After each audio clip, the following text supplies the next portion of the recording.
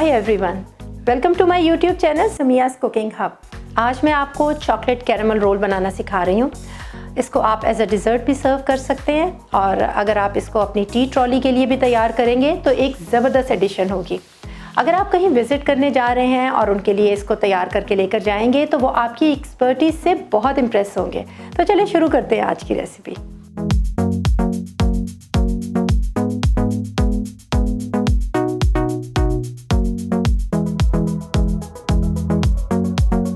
Sponge बनाने के लिए मैं ओवन को प्री हीट करूँगी। टाइमर को मैंने 15 मिनट्स पे सेट किया है, मैक्सिमम टेम्परेचर और लोअर रॉड है मेरे पास। सेकंड ऑप्शन के तौर पे मैं ओवन थर्मामीटर भी लगा देती हूँ ताकि मेरा ओवन का टेम्परेचर जो है वो डबल चेक हो जाए।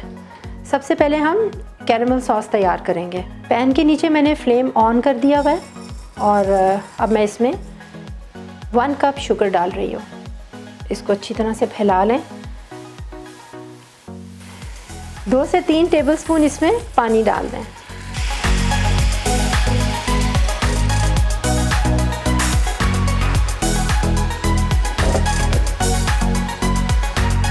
मीडियम टू हाई फ्लेम पर मैं शुगर को मेल्ट कर रही हूँ और इस दौरान मैंने इसमें चम्मच वगैरह बिल्कुल नहीं हिलाना, यहाँ तक कि मैं देखूँगी कि शुगर काफ़ी हद तक मेल्ट हो जाए और आहिस्ता आहिस्ता से शुगर कैरमलाइज होगी और इसका कलर भी चेंज होना शुरू हो जाएगा। फिर हम इसको हल्का सा स्टिर करेंगे। अब देखें कि शुगर कैरमलाइज हो रही है और थोड़ा थोड़ा सा इसका कलर भी चेंज हो रहा है, तो मैं इसको लाइटली स्टिर करूँगी।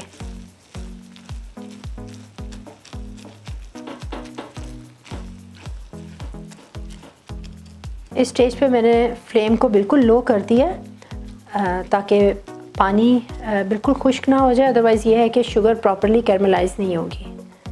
शुगर मज़ीद कैरमलाइज हो गई है और अब आप देखें कि स्टेज पे इसका कलर भी बहुत खूबसूरत गोल्डन ब्राउन हो गया है। फ्लेम बहुत लो है नीचे।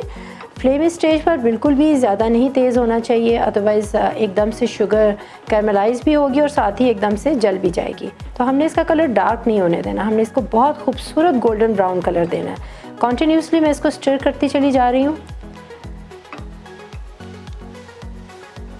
जब आप देखें कि इसका कलर आपकी मर्ज़ी के मुताबिक अच्छा गोल्डन ब्राउन हो गया है और शुगर मुकम्मल तौर पर मेल्ट हो गई है, तो इस स्टेज पे मैं इसमें 3 टेबलस्पून बटर ऐड कर दूँगी। बटर बहुत ज़्यादा ठंडा नहीं होना चाहिए, बस रूम टेम्परेचर का सॉफ्ट बटर होना चाहिए। अगर बटर ठंडा होगा तो इसका रिज़ल्ट ये होगा कि कैरमलाइज की हुई शुगर एकदम से उसके क्रिस्टल्स बन जाएंगे। आप अभी देखें इसकी कंसिस्टेंसी, ये जमी नहीं बिल्कुल भी और अभी भी ये थिक लिक्विड फॉर्म में है। अपने टेस्ट के मुताबिक अब आप इसमें क्रीम ऐड कर दें। क्रीम भी बहुत ज़्यादा ठंडी नहीं है, रूम टेम्परेचर की है। ये आम पैकेट की क्रीम है जिसको कि मैंने फ्रिज में से कुछ देर पहले बाहर निकाल के रख दिया हुआ था। इसको अब मैं फ्लेम से हटा रही हूँ। अभी मुझे थोड़ी सी थिक लग रही है तो मैं इसमें थोड़ी सी क्रीम और ऐड करूँगी। इसमें मैंने तकरीबन 1/3 कप क्रीम का डाल दिया है।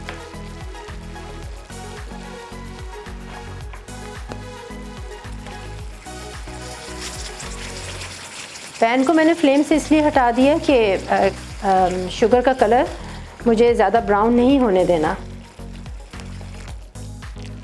पैन चूँकि बहुत अच्छी तरह से गर्म हुआ हुआ है, इसलिए क्रीम बहुत अच्छी तरह से कैरेमल सॉस के अंदर मिक्स हो रही है।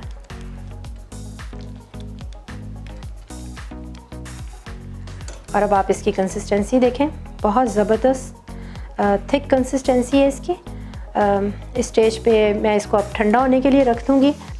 आप इसको फ़ौरन अभी ठंडा होने के बाद इस्तेमाल कर सकते हैं, लेकिन अगर आप इसको किसी एयर टाइट बॉटल में डालकर फ्रिज में रख दें तो ज़रूरत पड़ने पर इसको हल्का सा गर्म करें और जैसे चाहें इसको सर्व कर दें।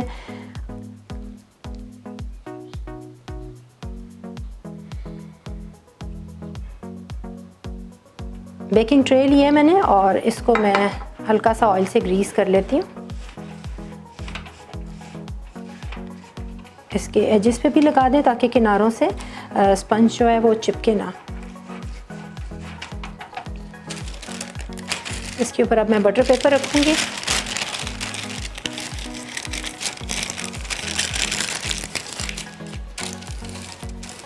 और बटर पेपर के ऊपर भी हल्का सा ऑयल लगाकर इसको ग्रीस करते हैं। उससे ये होता है कि बटर पेपर स्पंज के साथ चिपकता नहीं है। मेरे ट्रे का साइज़ 10 बाई 15 इंचेस है। जो मैंने मटेरियल तैयार किया है उसके लिए इस साइज़ का ट्रे काफ़ी होगा। स्पंज को तैयार करने से पहले ट्रे को रेडी करना बहुत ज़रूरी होता है, ताकि आप जैसे केक का बैटर तैयार करें फ़ौरन ट्रे के अंदर वो शिफ्ट कर दिया जाए। स्पंज बनाने के लिए मैंने इंग्रेडिएंट्स को इस टाइप के स्केल के ऊपर मेजर करना है, तो आपके पास ऐसा स्केल होना बहुत ज़रूरी है। इससे क्या होता है कि एक्यूरेट मेजरमेंट होती है और स्पंज का रिज़ल्ट बहुत ही ज़बरदस्त होता है। स्पंज बनाने के लिए मुझे 4 एग्स चाहिए।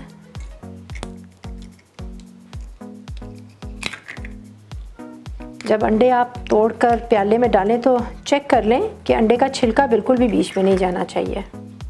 मैक्सिमम स्पीड पे अब मैं इसको बीट करने लगी हूँ।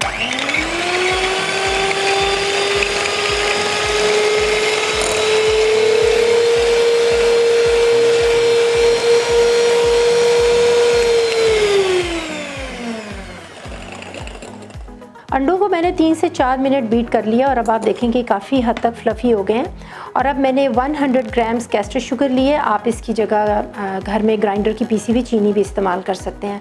अब मैं इसको मज़ीद तकरीबन 3 से 4 मिनट के लिए बीट करूँगी और मैं इसमें आहिस्ता आहिस्ता ये चीनी डालती चली जाऊँगी।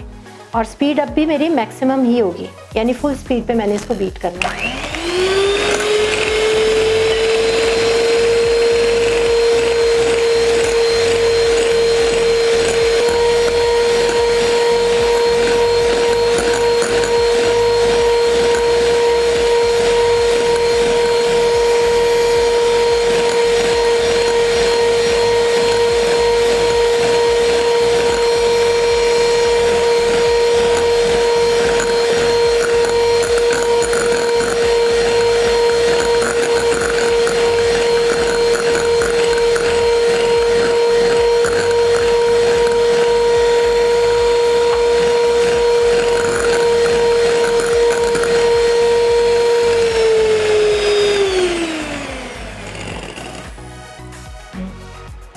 कैस्टर शुगर ऐड कर देने के बाद जब मैंने इसको बीट किया है तो मिक्सचर अब क्रीमी एंड फ्लफ़ी हो गया। 2 टेबलस्पून मैंने ऑयल लिया और वो मैं इसमें डालूंगी और बहुत लो स्पीड पर मैं इसको हार्डली 30 to 40 सेकेंड्स के लिए बीट करूंगी।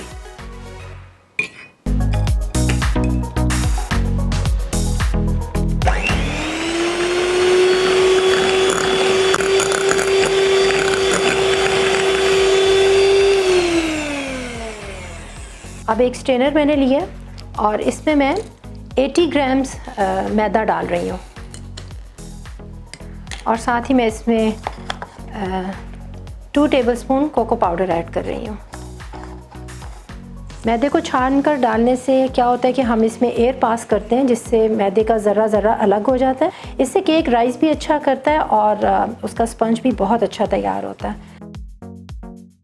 और इस तरह से विस्क के साथ मैं बहुत आहिस्ता से इसको फोल्ड करूँगी। इसको रफली बिल्कुल भी मिक्स नहीं करते, उससे क्या होता है कि मैदे में मौजूद ग्लूटेन एक्टिवेट हो जाता है और जो कि हमारे केक को बहुत सख्त कर देता है और वो स्पंजी नहीं रहता फिर।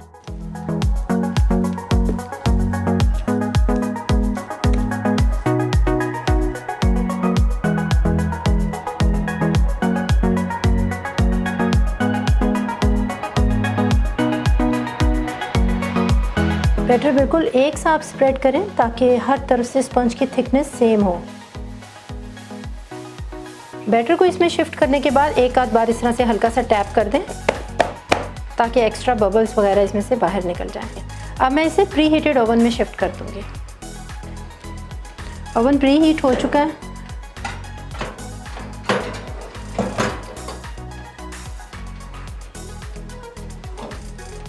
अब मैं इसे 180 डिग्री पर 12 to 15 मिनट्स के लिए बेक करूंगी।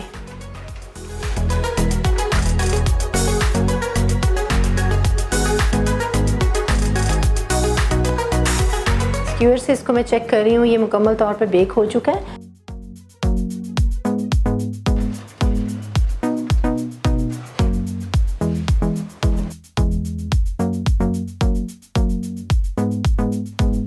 मैंने जैसे ही स्पंज को ओवन से बाहर निकाला है और अभी ये गर्म ही है, मैं उसी वक्त ही स्पंज को मोल्ड में से बाहर निकाल रही हूँ और इसके ऊपर मैंने एक कॉटन क्लॉथ रखा है।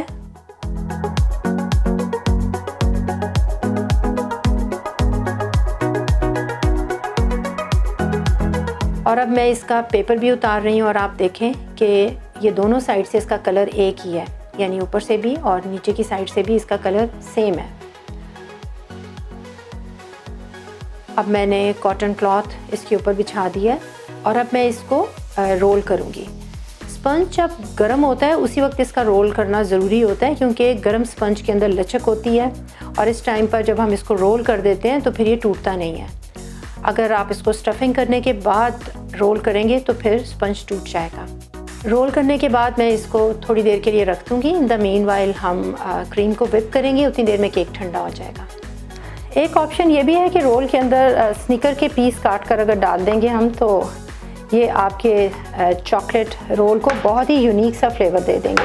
ऑप्शनल है, अगर आप इसको स्किप करना चाहें तो आप स्किप भी कर सकते हैं। ठीक है, अब मैं व्हिपिंग क्रीम का एक पैकेट ले रही हूँ जिसको कि मैंने 3 से 4 दिन से फ्रिज में रखा हुआ था और अब मैंने व्हिप करने से पहले फ्रीज़र में उसको आधे घंटे के लिए रख दिया ताकि ये बहुत अच्छी तरह से ठंडा हो जाए। अब मैं इसको 1 से 1.5 मिनट के लिए बीट करूँगी यहाँ तक कि ये थोड़ी दरमियानी सी थिक हो जाए।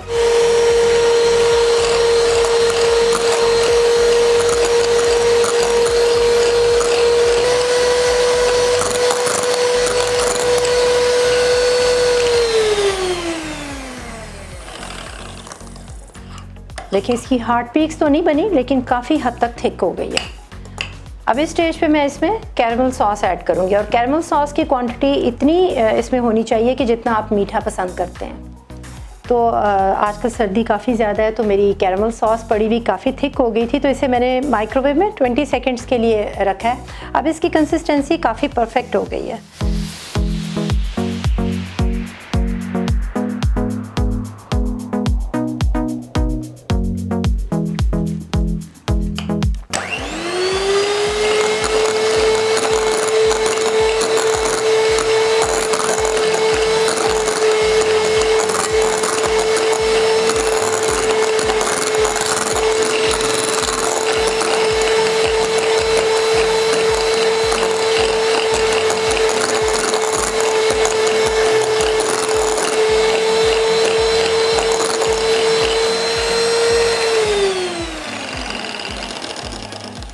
अब मैं इसे टेस्ट करूँगी।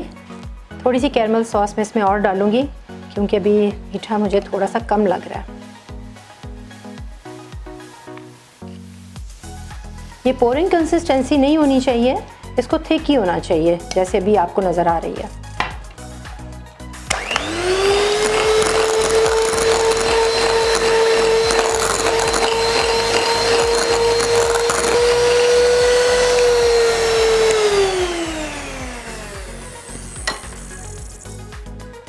वाओ, देखें कितना खूबसूरत गोल्डन ब्राउन कलर हमारी क्रीम का इस वक्त रेडी है बिल्कुल, और ये हमारी कैरमल सॉस की वजह से इतना खूबसूरत कलर इसको आया है।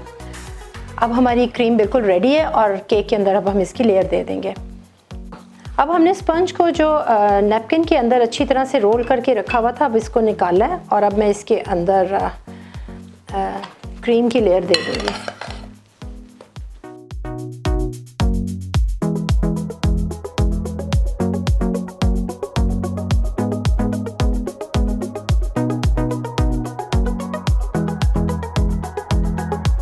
इसको स्प्रेड कर दूंगी अब मैं अच्छी तरीके से। एक सी थिकनेस होनी चाहिए बिल्कुल, ये नहीं कि कहीं से कम हो और कहीं से बहुत ज़्यादा थिक लेयर हो इसकी। रेसिपी पसंद आए तो इसको ज़रूर लाइक कीजिएगा, अपनी फैमिली एंड फ्रेंड्स के साथ शेयर कीजिएगा और हमारे चैनल को सब्सक्राइब करना बिल्कुल ना भूलिएगा। बेल आइकॉन को ज़रूर प्रेस करें ताकि कोई भी रेसिपी मिस ना हो। कैरमल सॉस जो हमने बना के रखी हुई थी, इस स्टेज पे आप इसको थोड़ा सा दूध डालकर तो पतला भी कर सकते हैं, लेकिन मैं अब इसको इसी तरह से इस्तेमाल कर रही हूँ। मैंने क्रीम को बहुत ज़्यादा मीठा नहीं किया था क्योंकि मुझे पता था कि मैंने इसके ऊपर कैरमल सॉस की भी लेयर देनी है, तो इसलिए आप भी इस चीज़ का ख़ास ख्याल रखें। स्निकर हमने काट के रखी हुई थी, अब वो मैं इसके ऊपर इस तरह से स्प्रेड कर दूँगी। मुझे तो अभी से यकीन करें कि केक इतना टेम्पटिंग लग रहा है कि मेरा दिल चाह रहा है कि मैं अब इसको जल्दी से टेस्ट कर लूँ। अब आपने इसको बहुत ज़ोर से प्रेस करके नहीं रोल करना, क्योंकि हमने इसके अंदर क्रीम फिल की है, तो क्रीम वरना बाहर को आ जाएगी।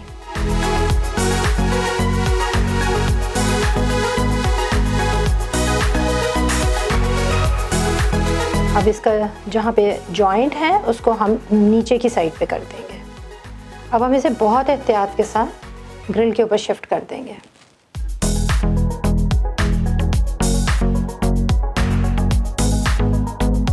अब हम केक की आइसिंग करने के लिए चॉकलेट को मेल्ट करेंगे। 2 to 3 टेबलस्पून मैं कोई सा कुकिंग ऑयल ले लूँगी और 1 कप मुझे ग्रेटेड चॉकलेट चाहिए। कोई सी कुकिंग चॉकलेट आप ले लें जो भी आप बेकिंग के लिए इस्तेमाल करते हैं।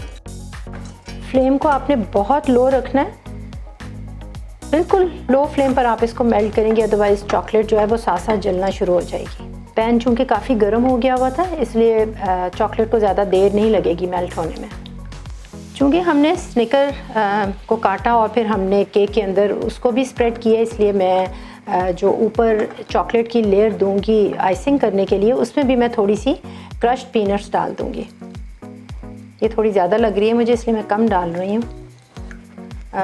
मैंने तकरीबन 1.5 टेबलस्पून इसमें क्रश्ड पीनट्स ऐड किए हैं। चॉकलेट मेल्ट हो चुकी है और पीनट्स भी इसके अंदर प्रॉपर्ली मिक्स हो गई। अब मैं फ्लेम ऑफ कर रही हूँ और गरम गरम चॉकलेट ही मैं केक के ऊपर ड्रिजल कर दूंगी।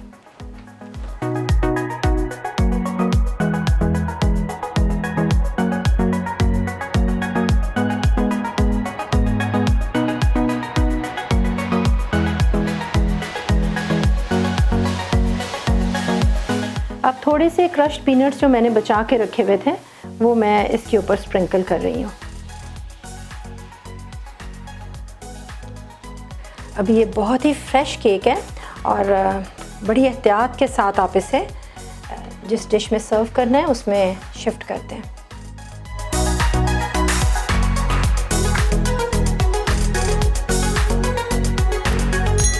ज़्यादा बेहतर यही होता है कि केक को असेंबल करने के बाद आप इसको 2 से 3 घंटे के लिए सेट होने के लिए रखते हैं, लेकिन चूंकि मेरे पास अभी इतना टाइम नहीं है और मैंने आपको कटिंग करने के बाद इसकी फ़ाइनल लुक भी दिखानी है, इसलिए मैं बहुत केयरफुली इसको काट रही हूँ। लेकिन आप इसको सेट होने के लिए ज़रूर टाइम दें।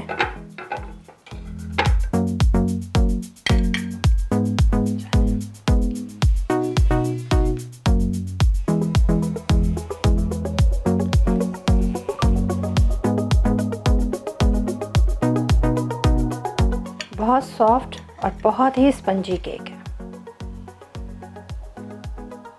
और अब टाइम है इसे टेस्ट करने का। मुझे तो बहुत ही देर से इसकी क्रेविंग हो रही थी, तो फाइनली टाइम आ गया। बहुत मज़े का। तो आपने देखा कि मैंने रेसिपी को कितनी डिटेल के साथ आपको एक्सप्लेन किया है और होपफुली इसके तमाम स्टेप्स आपके लिए बहुत अच्छी तरह से क्लियर हो गए होंगे। अब आप भी इस रेसिपी को ट्राई करें और मुझे फीडबैक दें कि आपका ये केक कैसा बना है। फिर मिलते हैं किसी बहुत अच्छी सी नई रेसिपी की वीडियो के साथ। तब तक के लिए अल्लाह हाफ़िज़।